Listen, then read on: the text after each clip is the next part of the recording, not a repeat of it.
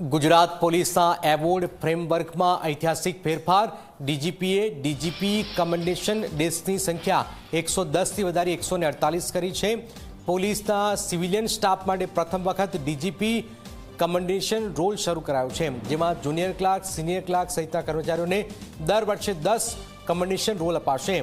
Award માટેની ન્યૂનતમ સેવા 7 વર્ષથી ઘટાડી 5 વર્ષ કરાઈ છે।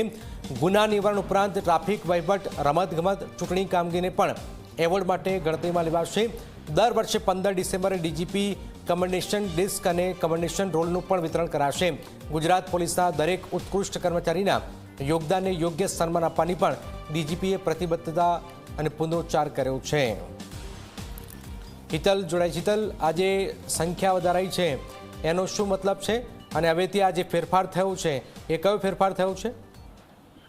જી ચોક્કસ એવું કહી શકાય કે પોલીસ કર્મચારી અધિકારી માટે સૌથી પ્રતિષ્ઠિત એવોર્ડ ગણાતો આ એવોર્ડ ડીજીપી નો એવોર્ડ હોય છે અને એ એવોર્ડની એક તો પહેલા સંખ્યા જે છે એ સંખ્યામાં વધારો કરવાનો નિર્ણય લીધો છે। અત્યાર સુધી 110 હતા, એમાંથી વધારો કરીને 148 કરવામાં આવશે અને સાથે સાથે જોવા જઈએ તો એના માટેના જે ધારાધોરણો છે એ ધારાધોરણોમાં પણ ફેરફાર કરવામાં આવ્યો છે। Junior clerk, senior clerk, accountant, stenographer સહિતના સિવિલિયન કર્મચારીઓને દર વર્ષે 10 એકેડેમિક રોલ એવોર્ડ અપાશે એ પ્રકારનો પણ નિર્ણય લેવાયો છે। એટલે ક્યાંક ને ક્યાંક પોલીસની પ્રતિષ્ઠા અને ક્યાંક ને ક્યાંક એવું કહી શકાય કે ગુજરાતમાં પોલીસ સન્માન માટેનો એક મહત્વનો એવોર્ડ જે છે એના માટેના આ ફેરફાર છે અને દર વર્ષે 25મી ડિસેમ્બર એવોર્ડનો રોલનું વિતરણ પણ કરવામાં આવશે। એટલે આ પ્રકારની એક